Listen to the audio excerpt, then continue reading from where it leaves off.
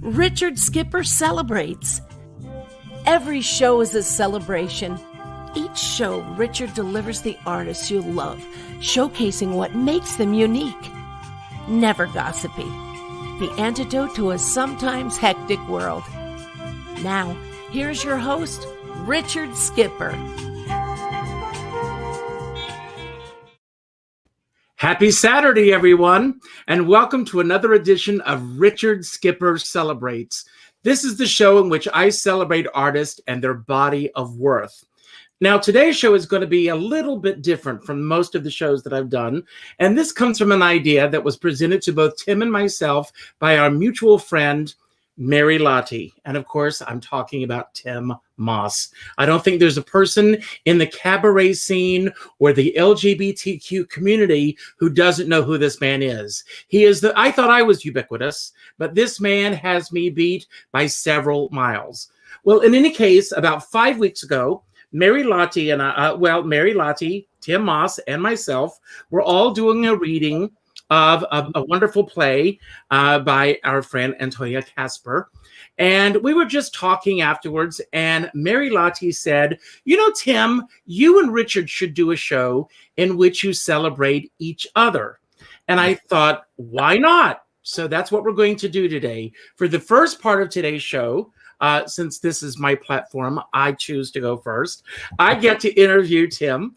And then afterwards, Tim is going to sit down and ask me questions. If any of you have any comments that are watching, by all means, put your comments in the comments section.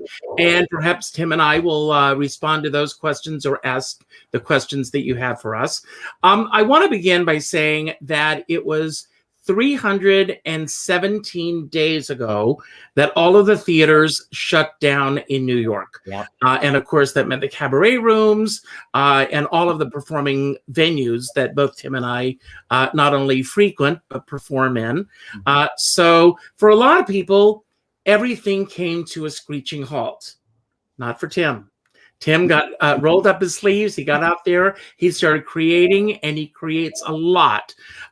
Tim, before we begin delving into all the work that you do, I want to ask, and I know that you and I actually see each other virtually, of course, every week because we're in a book group together. But I want to ask you, how are you doing really in the midst of this crazy world we find ourselves in? Well, firstly, Richard, thank you so very much. I am thrilled to be on Richard Skipper Celebrates. I am so excited about this. I think overall, I've been doing very well throughout this entire madness. I had one night where I had a meltdown, but that was really it. I had a roommate, and she had went back to Canada shortly after the lockdown in last March. And my next door neighbor had died, and he had been my next door neighbor for almost 40 years. And so that was one part of it. The other part, we didn't know that much about the disease at the time. We didn't know if he died of COVID or not. And I still never got confirmation if it was COVID. But that killer disease could have been just on the other side of my kitchen wall.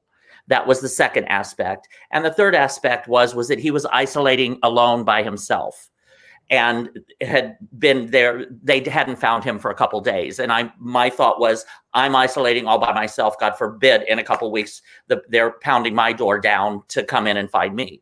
So all three of those elements hit me all at once. And that was really the only time throughout all of this that I really felt fear and concern and confusion. But other than that, I'm just taking it with a grain of salt. I'm quite busy. I'm grateful to be very busy and just doing my thing. Now, I want to go back before COVID actually hit our community in New York City with the shutdown and everything. Was there ever a night where you were just at home? Because, I mean, I follow you on social media and I see you everywhere. You do red carpets. You have your own cabaret show. You are also a film actor because you do a lot of film work. And we will talk about your new film that you recently did. All the things that you've done, but is there ever a night where you say, I'm just going to stay home tonight. I don't feel like going out? Very, very rarely pre-COVID. Yes. Quite literally, I would leave in the morning with a bag, like a costume bag, because I would have an appointment over here. I would have a rehearsal over there. Then I would be going over to this nightclub to make an appearance and sing a song. And then I'd have to go over to another club and host some show. And I would get back at about, 2:00 in the morning. And then I would get up the next day and do it all over again. And I was having a ball. What is strange is a couple months ago, a friend of mine had come into town. This is during COVID. And he was saying he had never seen New York City. So I said, well, let's go to Times Square and to Rockefeller Center. We went down there and it was just empty. It was like out of a Stephen King novel or something. Mm-hmm. And then we went over to Rockefeller Center and we were the only two people there. It was very weird, very bizarre. But while we were sitting there, I was like, okay, so we went to Times Square and we came over here. I'm exhausted. I was like, I'm going home. And just from doing those two things, I'm so out of practice. I was like, I used to come down, do this, run around, run to the East Side, go downtown for dinner to meet somebody, then go over to this club, then go over and perform at this other club, and then come home. Like, I would not be able to do that right now. You're describing what my life was really like in the 20s. And people have heard me say this. I hit all the piano bars in one evening, or as many of them as I possibly could. And then I would retrace my steps. And I did that, I think, throughout all of my 20s until I met Danny and we settled down, and a whole different world for me. But where does that come from for you? Were you always outgoing? Did this start where you grew up? Did this come as a result of your moving to New York? Where does it come from? Well, it's a rather long story, but I will try to give you the abridged version. I grew up in the Midwest. I was always very active and always doing 100 things at one time. Mm-hmm. But then after I moved to New York, and I explained this in my cabaret show, I went down the rabbit hole of addiction and developed a massive drug and alcohol addiction over the course of 20 years that by all accounts probably should have killed me. And during that whole time, I was just stagnant. I would do all the partying at home. I was here. I would never go anywhere. I would never do anything. And I just remember thinking, oh, one of these days. So, excuse me. You were imbibing, alone, not with other people? A lot of times, yeah. A lot of times both. A lot of times by myself, and a lot of times I was supplying for half the block, it seemed like. Oh.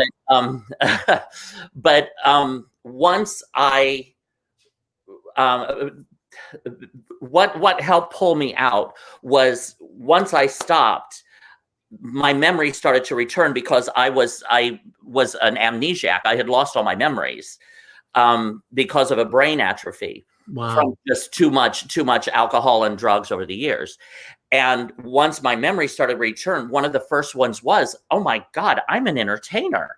I'm a singer. I had forgotten for 20 years that I was an entertainer. And so I thought, let me just get back out there and see. And as soon as you talk about this in your show, you were working for, was it a temp agency that you were working for? No, I owned a real estate. I got manipulated into a real estate. Yeah. Which I owned. And oh God, I didn't like it. But once that beautiful memory once I remembered, I'm an entertainer, and I started taking steps to get back into it. I was just like, I'm going to crawl. Then I started walking, and then I was running. I was just, I am having a ball. I finally I remembered who I was because the path before me started to light up. And I was like, this is where I belong. This is who I am. Thank you, God. Thank you, universe, for reminding me of that, because that's what I needed. Well, you're one of the lucky ones that came through that. I grew up, my father was an alcoholic. It took his life at 67, which is right on the horizon a few years from now for me. Yes. But what was the rock bottom moment for you that you said, okay, enough of this? And how were you able to get through that? Oh, wow. That's a really hard question for me to answer because I never hit a rock bottom in a way. I basically came face to face with death. I knew if I continued and took even a couple more steps down this road, that it was the end of the line for me. Because it felt, I also mentioned in my cabaret show, it felt like I was standing on the edge of this bottomless cliff. And if I would have taken one or two more steps, I would not be here. And my body would have shut down. I could sense it. I could tell. And I had to change course, which I had no idea how to do that. And that's when I checked into rehab. Now, I want to talk a moment about your cabaret show, because you did choose to put this on stage, and you were very honest, brutally honest in some scenes. Where did you find the courage to be able to go in front of an audience and do that? Did you go through AA or any 12-step programs to get you to the point where it was comfortable for you to go on stage and talk about these things? Firstly, I was not comfortable. That's kind of why I did it. I had done some of the rooms, but what worked for me, I had found a spiritual group called Unity that kind of helped fill that part of my spiritual reawakening. And I had always wanted to do a legitimate cabaret show. So I got together with Lenny Watts and Andrew Sotomayor, and the three of us together. Oh my God, what an amazing group of minds. Great synergy.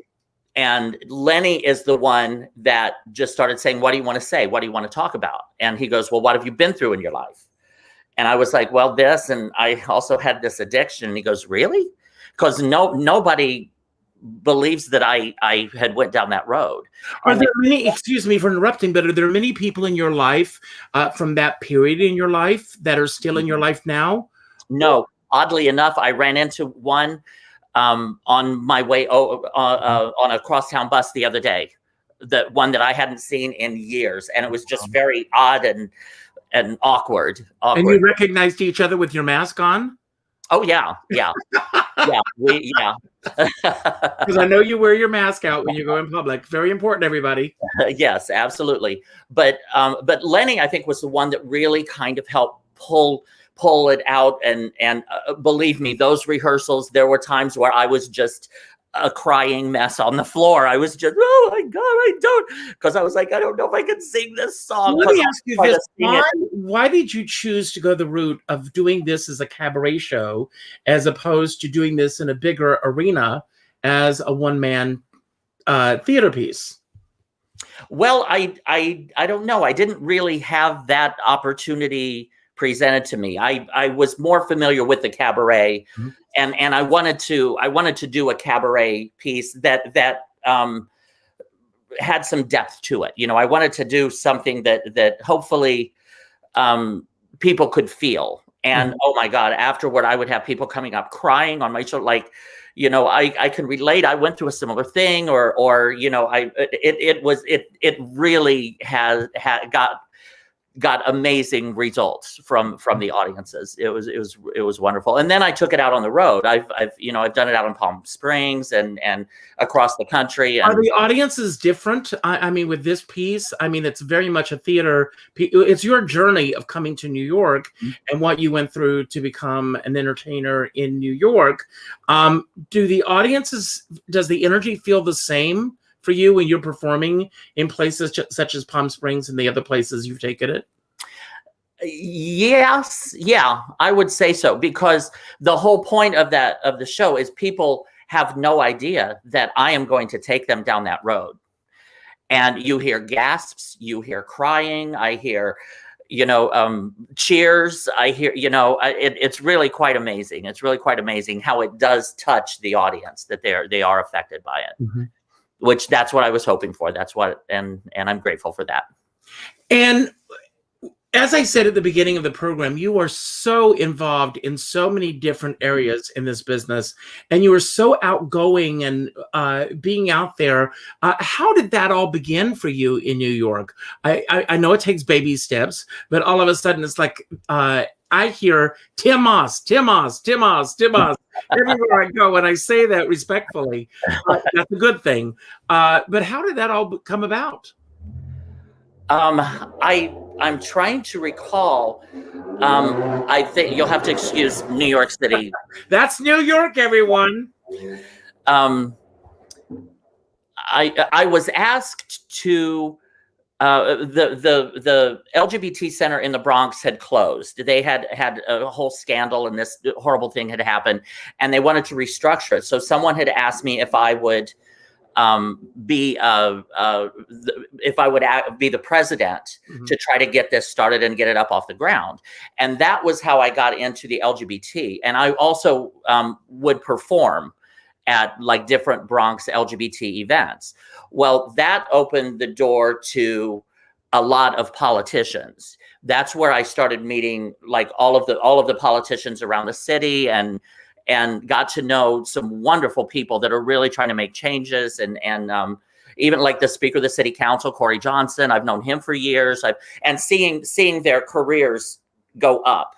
And the advance has been wonderful, has really been nice, enjoyable to watch. And at the same time, my career, both as an entertainer, that's where my heart really lies. But at the same time, I kind of learned LGBT activism. I did not ask you. I mean, you were not really an activist before you were asked to be the president of the LGBTQ Center in the Bronx. Am I right? Right. But now I'm on every list in town, and including like the mayor. I'll go to Gracie Mansion for the LGBT celebration in June and Pride Month, and hopefully we'll have that back this year. What's that? I said hopefully we'll have that back this year. Crossed. I mean, what is it, as an activist, and I mean, this past year to me has been an explosion of good, bad, indifferent, everything. I think we've experienced every emotion known to man in the past 12 months. Yeah, what do you really embrace or like about being an activist? And what are some of the things that you absolutely abhor? The things that I love about the activism is seeing actual change occur. Like if not necessarily a phone call that I might make, but as a group of us that we might present legislation or suggest legislation that we will see will eventually come about and turn around, that changes people's lives for the better. And I even, in some ways, I'm not like on a national level, but in some ways I'm kind of distantly. And just even things like the trans in the military getting kicked out. I tried to help out a couple friends of mine from Philadelphia that have an organization called My Brother's House, which is an organization that helps veterans. And they have different houses around the country where they can house different veterans. Well, when that happened, all of a sudden they were going to get hit with a wave of people that many in trans, they transitioned while they were in the military, so they couldn't go home. A lot of times they weren't welcome at home. Right. That's right. Where are they going to go? What are they going to do? I mean, it was just such a horrible, I mean, just to even think about doing that, that is the downside. Are when we have fought so hard to make progress and changes, and then to see the backsliding the past few years was just horrifying. And I felt so helpless, and I just felt like all that energy, just had been for nothing a lot of times, but we're back and pushing forward and pushing ahead. That's the life of an activist. I mean, for every step you take forward, it seems like there are 2 steps backwards. Now, before we do run out of time for this portion of the show, I do want to talk about Junk, which is the film that you are starring in. First of all, how did that come about?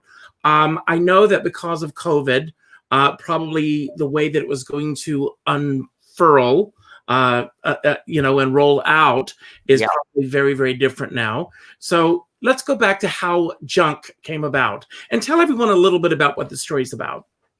Well, Junk is, it was a play, a musical that Michael Penny, who is a brilliant writer, he composed the music, he wrote the lyrics, he did the script, he decided he was going to make a movie and directed it and edited and just, I mean, it's his baby. Michael Penny is just remarkable human being. A friend of mine, David Stallings, who is having a theater festival here in New York City several years ago. And he said that this writer from North Carolina had this play. And we thought, oh, you would be perfect for the role of Miss Lily. My first thought was, Miss Lily, okay, just because I'm gay, I've got to put on a wig. I got to come out and say 2 lines to make everybody laugh because that's all gay people do. And but I like David. So I said, sure, I'll do this for you. Just send me the script. So he sent me the script and it was page 1, Miss Lily, Miss Lily, Miss Lily. I kept turning the page and it was Miss Lily, Miss Lily. Oh my God, this is an actual role. And for a middle-aged gay man, I don't get offered lead roles often. Excuse me. Are you outing yourself today on national broadcast? So, Honey, if you can't tell by now. So I did the reading and the music was very sophisticated. I was pulling my hair out. I was just like, oh my God, I don't know if I can do this. But the night came and it went off amazing. It was just a one-night staged reading. And I had every straight man in that audience, and there was a lot of them, come up afterwards and say, you made me cry in that last scene. Wow. So I told Michael, I pulled him to the side and I said, you've really got a product here. You've really got something here that touches people. And so he went his way, I went mine. Then he went out to Palm Springs and they put it up on stage. And it's a 2-person show. There's only Miss Lily and Chris are the 2 characters. So I went about my thing. About a year or 2 later, I get this message from him and he says, I got some good news for you. And I was like, I like good news. What you got? And he says, we're going to make Junk into a movie and I want you to star in it. And I was like, yeah, that's good news. The good news. So did you think it would actually come to fruition, or did you always believe that this would happen?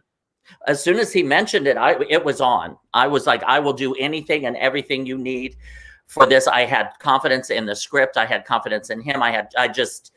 It was an opportunity for me that doesn't come along very often. Now, you filmed in North Carolina, am I correct? Yes, we shot in outside of Durham, in a basically a ghost town. It was right on the railroad, but they discontinued that stop.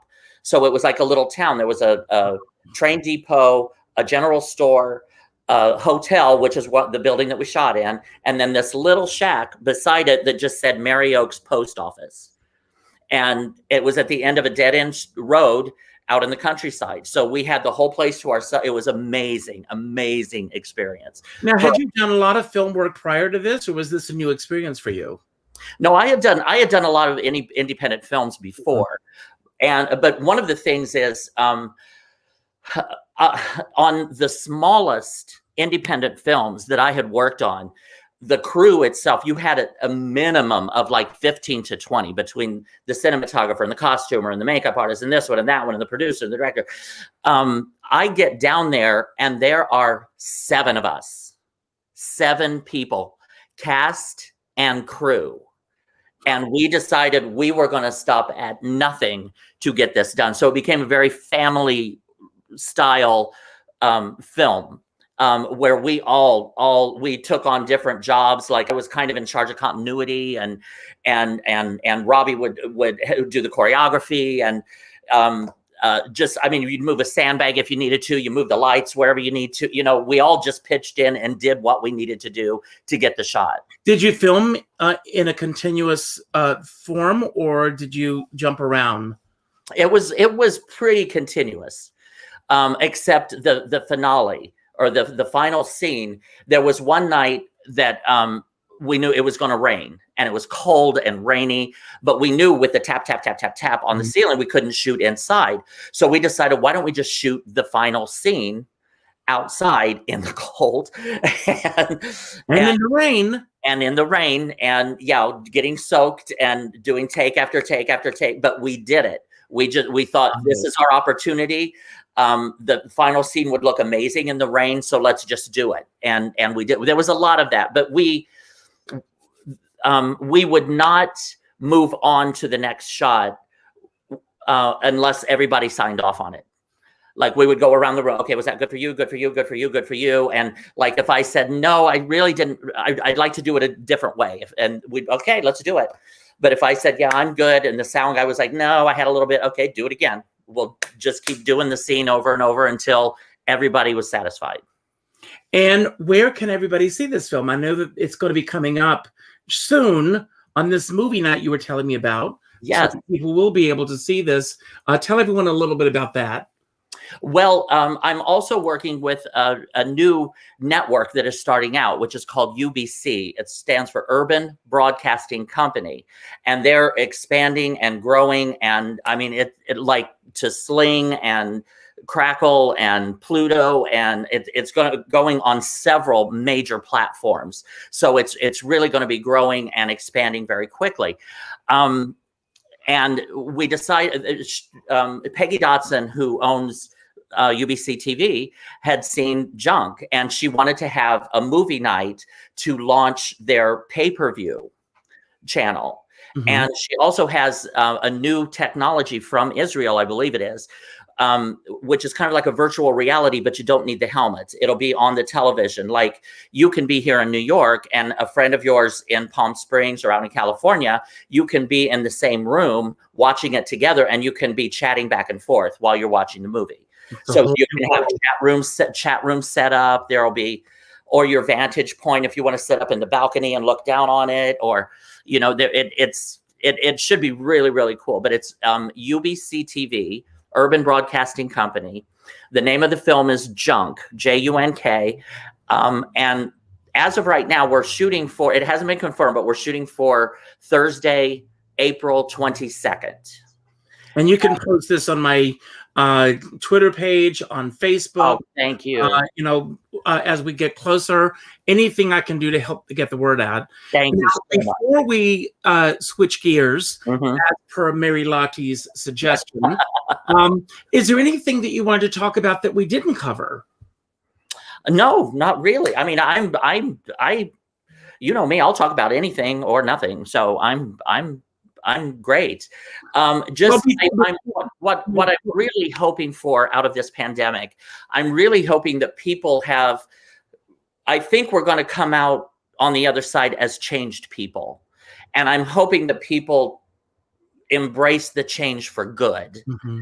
where we're a little more loving, we're a little more understanding of each other, where we're hopefully as a society that we can join together, because I have a feeling we're going to have amazing opportunities, because like the real estate in New York City, there's a lot of empty space right now. A lot of the businesses have discovered that people can work from home. They don't need, and so I think there's going to be a shift, which opens up all kinds of opportunities for businesses and small companies and restaurants and clubs and performance spaces. And I'm actually getting quite excited about the possibilities. But you have to be open to that. Yes. I mean, some people still resist everything. Absolutely. But, that's the story. Well, Tim, I've enjoyed interviewing you. I want to have you back where I have a full hour devoted to you. As I said, this was an idea that Mary Lottie came up with. So now we're shifting gears, and Artist Exposed. Everyone, how many interviews have you done on Artist Exposed?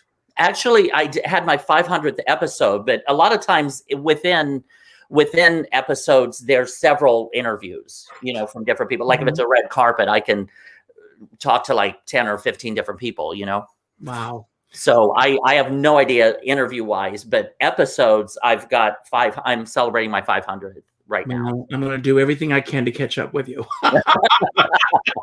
And now we're shifting gears.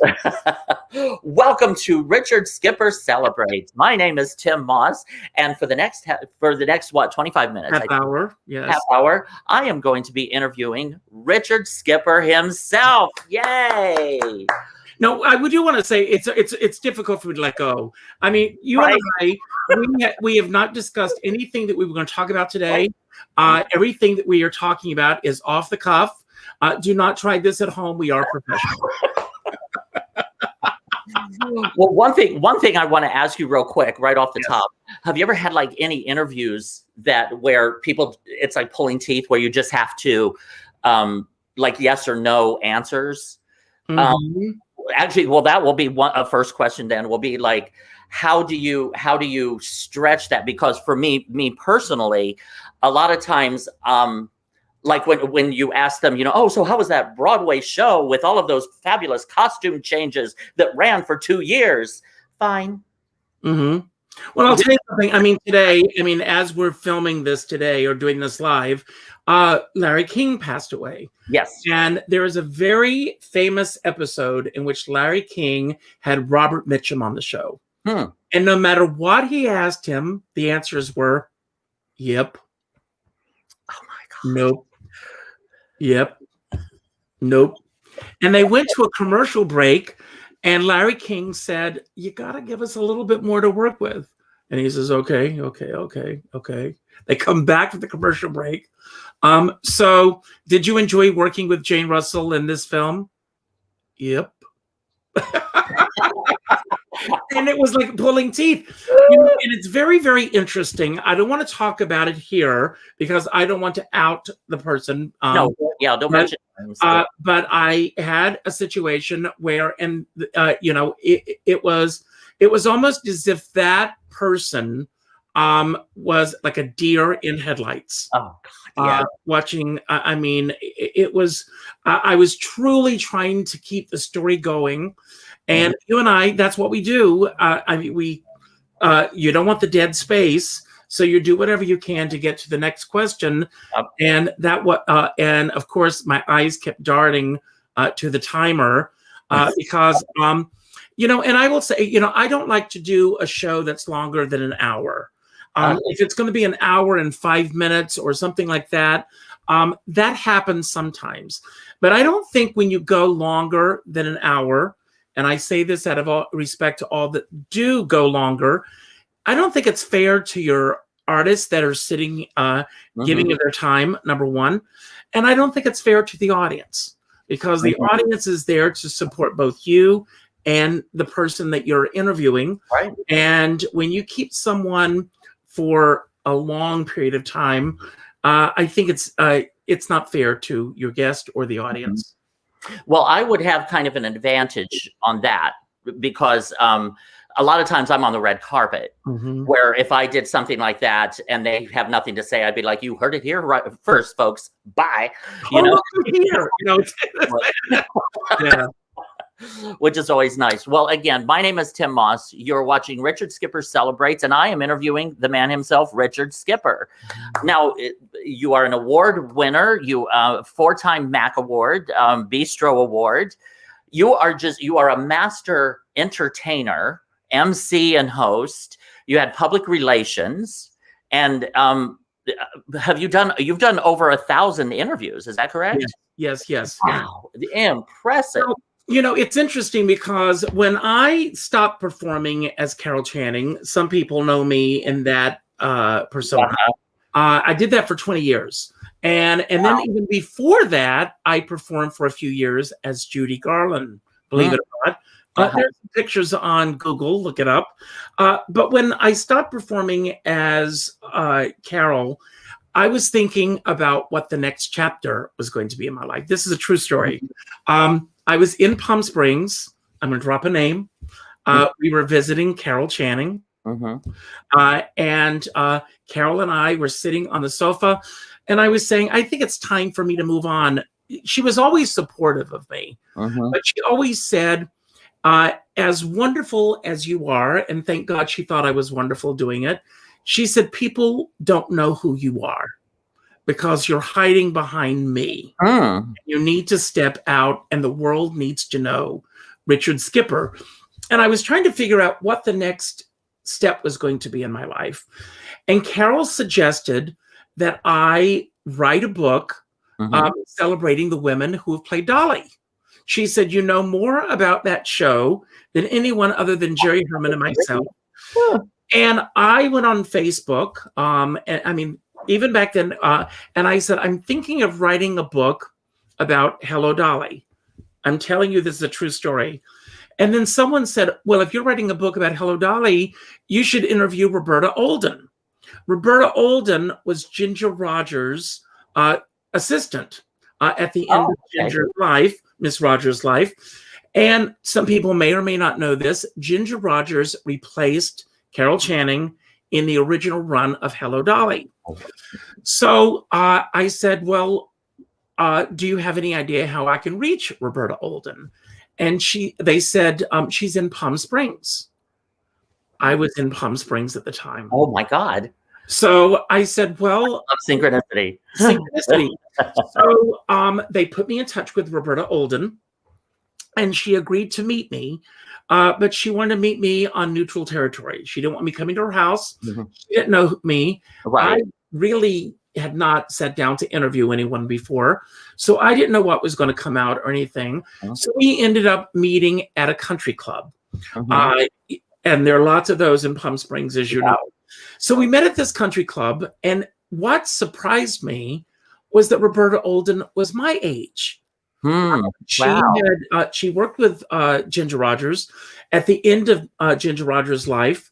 And we sat and we started, and I got my little tape recorder out and I started to record her. And then she said, "Can we stop the interview?" And I thought, "Oh my God, this is it." I stopped the interview and she said, "We need to come back to my house because I've got things I need to share with you." Oh my God, how fabulous. And we went back to her home, and Ginger Rogers' Dolly dress was in the closet. Ginger Rogers, actually, you know, I live in Rockland County. The next little hamlet next to where I live is Sneedon's Landing. When Ginger Rogers was doing Dolly, she lived in Sneedon's Landing. Oh my goodness. And she did all of these. She loved to draw. She was a great artist. Carol Channing too, by the way.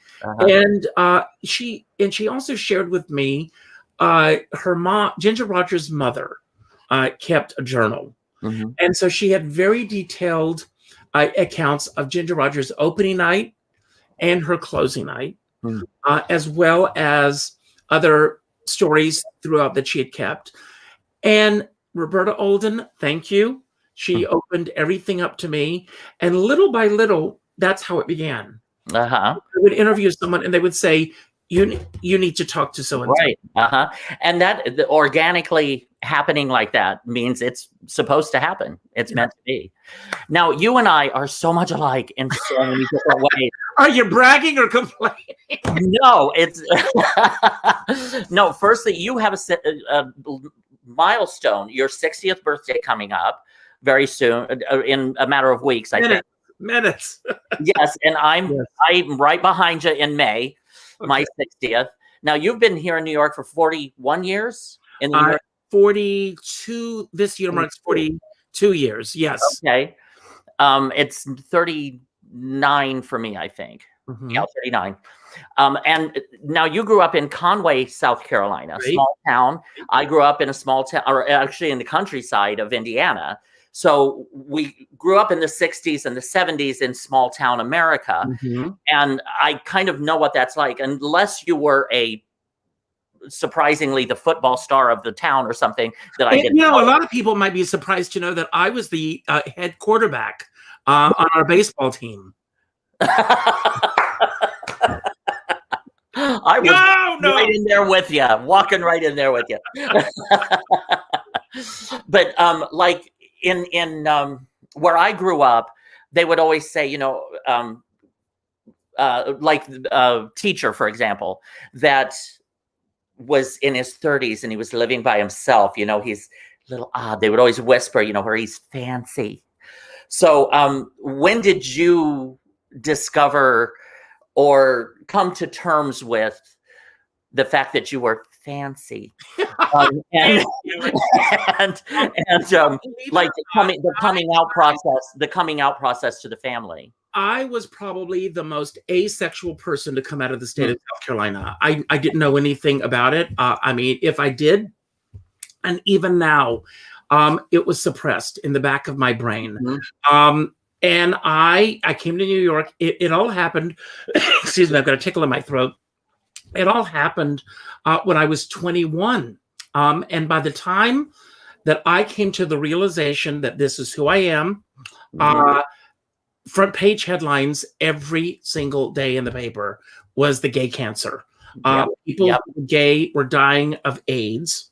And it was called the gay cancer before they had a name for it. Right. Excuse me. And then it was called SIDS, if you remember that. And then, and then HIV into ARC into AIDS, full-blown AIDS. Thing, I came to New York in 1979. I was 18 years old. Wow. And as I look back on this period, I think that everything happens for a reason. I believe, thank God that I didn't know, because I am a very outgoing person. And I probably would have been, our mutual friend, Michael Musto, was a club kid. I mean, that was the world he lived in. And excuse me, I've got this tickle. I'm choking up on this. If I had known coming to New York and I had jumped into that lifestyle and that world and everything, God only knows if I would be here to talk about it now. You might have ended up a statistic. I lost some very dear friends. I have to say, I mean, people that I worked with, like Dick Gallagher, incredible musical director at Don't Tell Mama and beyond. He wrote Whoop-De-Doo and Winged Pigs Fly. And a few friends that I did lose to AIDS. But I know people who lost lots of friends. I've actually lost more friends to COVID than I did to AIDS, because that was not the world that I was part of. Right. I remember, again, when I came, very funny story, and I'm not going to tell all the details. I'll tell you privately some other time. But I worked for the Green Room Answering Service, and there was a guy that was Barbara Streisand used to say she was so far out that she was practically in. And that was Joseph Catalana. He came to work, with his leather vest and everything, because he was going to be going out to the clubs. And he was saying, Richard, come with me. And I'm going, I'm not going to go with you. And I kept pushing that. And then, finally I gave in. I went. I felt comfortable in that space. I became, and the gay bars that I went to at the beginning were piano bars. So I could get up and I could sing, right? And I felt welcome in these places. And I really, for me, it was a comfortable transition. But I'll tell a funny story. I don't know if my sister's watching or not, but this is a very funny story. I got a job working for a company called Tiger Temps. And Tiger Temps was a gay-owned and operated temp agency. Everybody that worked in this company, they were all gay or lesbian. And it was a great job to have at that beginning stage where you feel comfortable being who you are. It was, So my sister used to call in. My sister has a Southern accent that you can cut with a knife. And she used to call and she'd say, "Hi, Ricky, I'm calling, and when she would call, we'd put her on the speakerphone, and everyone in the office loved talking to my sister. So she finally plans a trip to New York. It's her first time to come up and visit me. And we are invited, a couple that I worked with, were invited to their home. So we go to their house for dinner. And on the way there, on the subway, I said to my sister, "I want to let you know that they're gay." And she said, "Well, that's okay. I actually have gay friends." And I said, "Well, that's nice to know," and everything. So we are having dinner. I get up to go to the bathroom. And, one of the guys, Paulo, said to my sister, "Ricky's very lucky to have a sister like you." And she's, "Well, I think so too, but why do you say that?" And he said, "Well, someone who's so open about his lifestyle." She says, "Yes, he's been doing this since he was 13. She thought they were talking about me being an actor.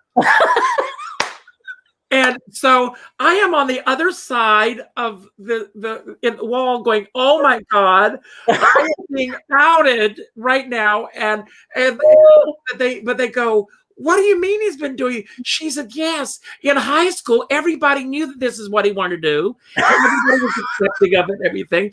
And they said, well, what do you think of Craig? She says, Craig? And they said, his boyfriend. She's got a boyfriend. And I came back out, and I mean, my face was so red. And I sat down, and we, she, got through dinner. We got on the subway. She doesn't say a word until we get back to my apartment. And she says, well, why didn't you tell me? And I said, well, I didn't know how you were going to react. She said, well, it's okay. Don't worry about it. And the same thing. And then I will tell you the funny story. These are stories that I didn't tell on my show. This is the part 2 that I have to tell.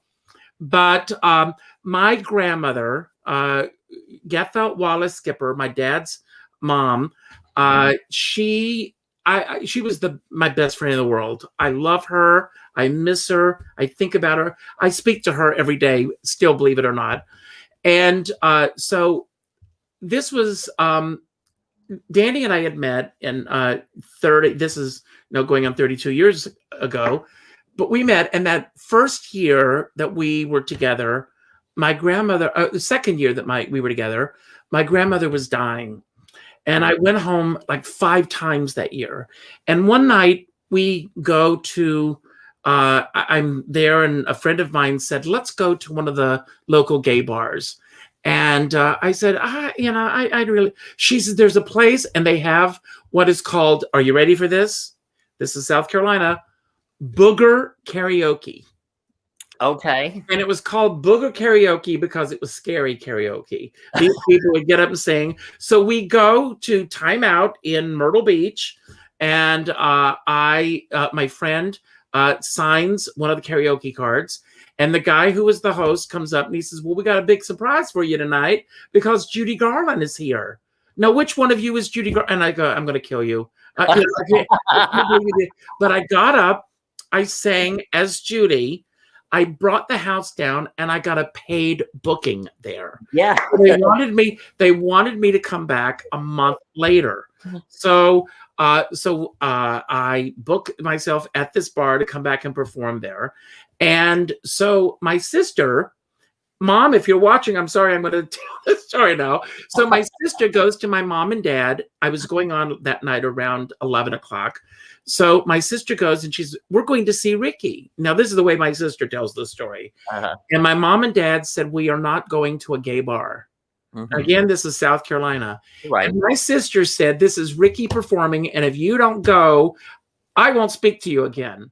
So my mom and dad get up, and they come to this gay bar. Goodness. So I am sitting in the dressing room getting ready to do the show. Danny is sitting in the dressing room, and my sister comes in, and she's meeting Danny for the first time and everything. And I said to Danny, you should go out and meet Mom and Dad. So my mom and dad are seeing their son perform as Judy Garland. They are meeting Danny. And they're their first gay bar, all in the same night. What an alternate universe. Oh my God. All in the same night. So they have all these guys that are there as lookalikes and everything. And there was one guy, this was Madonna in the Cone phase. So this guy's walking around serving drinks, dressed as Madonna. Danny said this guy, that my dad turns to him and says, is that Ricky? And he's going, no, Ricky's starring in the show. You'll know. So, but my parents, God bless them, they were there. And the next night, my sister and my dad came again. Oh, how wonderful. Performance. Wonderful. Well, actually, we're going to have to do this again because I've still got a whole list of questions. We've still got time. So I will let you know when we run out of time. Yes, but one... just real quick, I just want more of a statement than anything. But Dana Lorge, okay. Dana Lorge. I think I first met you when you and Dana did Wednesday Nights at the Iguana, and I had interviewed the two of you, and I just want to say thank you to you and to Dana, God bless her, because you were the first ones to open the door and allow me to come in to sing for the cabaret community. Serious? Wow. Yeah, that was the first time that I had ever sang for the cabaret community. So I just wanted to say thank you. Now, my question is, it's a chicken or the egg. Which came first, the chicken or the egg question? Did your incredible passion for the show Hello Dolly come first, or your incredible passion for the entertainer Carol Channing come first? Carol Channing. Really? My introduction to Carol Channing, and I'm going to put a little plug in here. On the 31st of this month, it is Carol Channing's 100th birthday. Wow. And putting together a show called 100 Years of Carol Channing. Yeah. I am doing this as a benefit for the York Theater. I don't know if any of you know this, but the York Theater has had extensive damage due to a flood. Oh, good. And so I'm going to do this. I've got Leroy Reams, who, of course, worked with Carol Channing, Yeah. Christine Petty from Sirius XM Radio, Wonderful. Jim Morgan from the York Theater. Carol Channing received the Oscar Hammerstein Award in 2003. And then Enrique K. Larimer. And I've got some other surprises that I'm not going to talk about now. Wonderful. But it's on the 31st. It will be through this platform. But very quickly, I'll share this story with you. My introduction to Carol Channing came because on an episode of The Lucy Show, Lucy Ball does an impersonation of Carol Channing. And I was this kid that imitated everything that I saw on television. Wow. And my imitation of Carol Channing was actually an imitation of Lucille Ball as Carol Channing. That's fabulous. And that's where it began for me. And then shortly after that, I saw Carol Channing. Can I share something with you right now? Sure, absolutely. Go behind the curtains. Hold on a second here. Pay no attention to the man behind the curtain, all of you watching. So I'm going to share this with everybody because this dress was Carol's dress that she wore. There it is. Oh my God. Yes, there it is. Am I? Yes. And everything. I have a few of her costumes here. I also have a hat that I can't get to right now that she signed. But I saw this television special with Pearl Bailey. And that was my introduction to Carol and really as a real person. And then, I moved to New York and there's so many stories that I could share here. We'll do a whole other show about that. But I had moved to New York and Len Fontaine had passed away. And I heard that they were doing a memorial at the Len Fontaine Theater and Carol Channing was going to be there. And I was dying to see her. By this point, I'm a huge, huge, huge fan. Anytime I knew that she was going to be on television or anything, I would really tune in to watch her. So I go to the Len Fontaine Theater. I am standing in front of the theater. True story. I can't believe it. But Carol Channing and Helen Hayes and Fairbanks Jr. are standing in front of the theater, and I am so close to them. And I hear Carol say to Helen Hayes, I have a table at Sardi's. We're going there in a few minutes for a bite to eat. Would you join us? And Helen Hayes, Miss Hayes, said, yes, I will join you. I ran to Sardi's. Yeah, that's great. And I told them at Sardi's that I was a friend of Carol's, and I did not want to be seated at her table. I wanted to be seated at the table next to her. Well, they believed me because how would I know that she was coming? Right. Oh my God. So I sat there and I watched, and I am listening to everything that Carol and Carol and Charles and Helen Hayes and Douglas Fairbanks Jr. I was the fly on the wall, listening to everything that was going on. And I will say this, it was 20 years later, the years just run together in my head. I'm having lunch with Carol Channing at the Boathouse at Central Park. And I said to her, and I told her this story.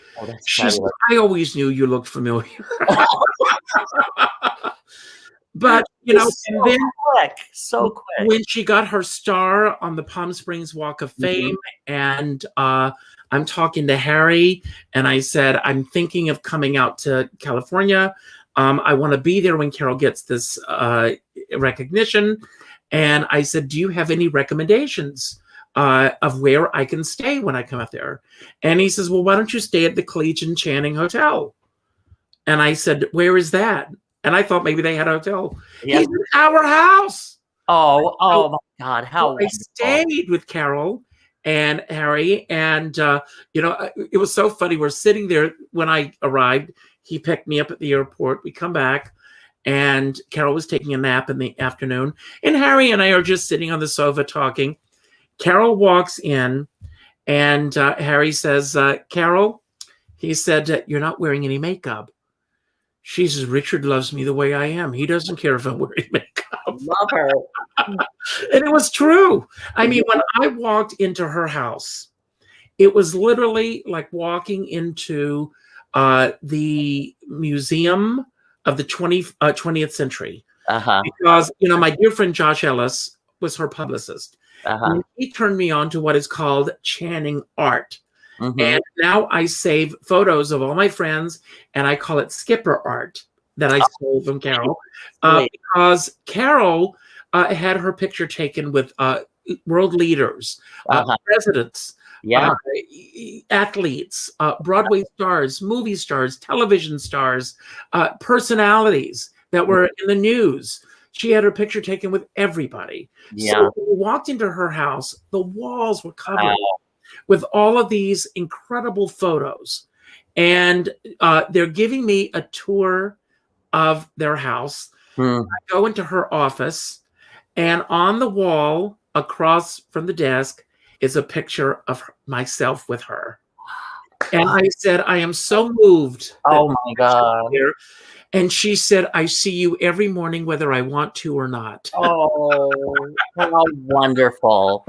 Oh my God. Yeah, I mean, and I, out of everything that came my way, looking back over my life, I mean, at almost 60 years of age, and I really, every year, August 5th, which was the day that I came to New York, that to me is a birthday. Because that to me is when Richard was born. Yeah, absolutely. Ricky was Conway, South Carolina. Richard is this person that I've become. That you evolved into. That I evolved into, for better or for worse. I'm not perfect. I've got many flaws. Some people know those flaws. Some people don't. But the thing is that when I look back over my life, and I mean this sincerely, and I think it's why I love what I'm doing now, it's the people that I've met along the way. It's not necessarily the awards that I've won or the things that, and I have been very, very fortunate. I appeared at Carnegie Hall. I appeared on stage on more than one occasion with Carol Channing. More than one occasion, she's sitting in the audience. To me, having her as a friend was something that this little kid that used to perform as Carol Channing, again, another story for another time, on the front steps of Conway High School, I never would have believed. Yeah, right. What a life. Oh my God. Because again, there is so much. Valerie David is here, and I want to give a shout out to Valerie, because Valerie was the one that suggested that I do something for the York Theater. And I was already putting this show together, celebrating Carol Channing, and I thought this would be the perfect fit. So everyone, I mean, they've lost programs, they've lost flyers. If you're able to make a donation to the York Theater, and again, I stress, if you're able to, by all means, do so. And, you know, so I want to thank you all. We are at the end of the show. We're going to do this again, Tim. But also callondolly.com. I wanted to mention that too. Yeah, that's all the dollies. And we just added Betty White I've been searching everywhere for photographs of her as Dolly. Someone finally got them to me. I want to thank you, Tim, for being here. Thank I you. want to do a whole show where I celebrate you, but I end every show by telling everyone, if you enjoyed today's show, and I hope you did, and if you haven't done so already, please go to my guest book, richardskipper.com. Put your thoughts about the show. That helps to boost me in other markets. I also end every show by telling everyone to go out and do something nice for somebody else without expecting anything in return. Today, go to your Facebook friends list and go to the 5th name that pops up and reach out to that person with a phone call. Not an email, not a text, not a private message, but a phone call. Let them know what they mean in your life. Now, Tim, I'm going to give you the final word.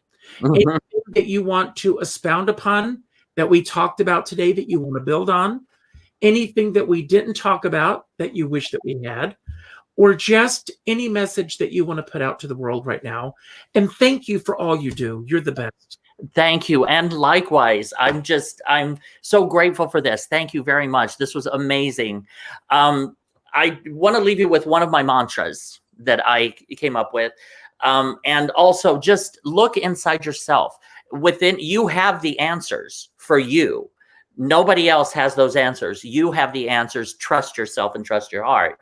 But in the first half of my life, I was doing what everybody else was telling me to do. They were all telling me, oh, you got to do this and you got to be this and you got to be that. I was basically a supporting role in everybody else's reality. Well, now in the second half of my life, I am starring in my reality. So, and you're doing a very good job of it, I might add. I do want to let everyone know before we do sign off, and then I've got one other thing that I want to ask you. We are going to go into the just a few minutes over, but tomorrow afternoon or tomorrow evening at 6 o'clock, I'm going to be celebrating Jerry Sager. Yes. Do you know Jerry? I know of her. We've never met. Oh my God. Phenomenal talent. She's done Broadway. She's done cruise ships. She's done concerts. She's done cabaret. She's done it all. And we're going to celebrate that. Before we go, you told me recently a story that when you were interviewing Robin Bird, and if any of you out there don't know who Robin Bird is, look it up. But I want to leave with the story that Robin Bird shared with you. So if you could do that, and that'll take us off, and everybody make it a better tomorrow. Certainly. Robin Bird, of all people, anyway, she dropped a bit of wisdom, a nugget of wisdom on me that I did not see coming. I was interviewing her and I said, I just want to thank you, because you're a pioneer, you are a trailblazer, you've paved the way. And she said, well, I've just got to tell you, she says, the pioneers get the arrows. The settlers that come later get the houses. Think about that, everybody. Yeah. That's the thought to leave you with today. Love you, Tim. I love you too. Thank you. Goodbye. Bye.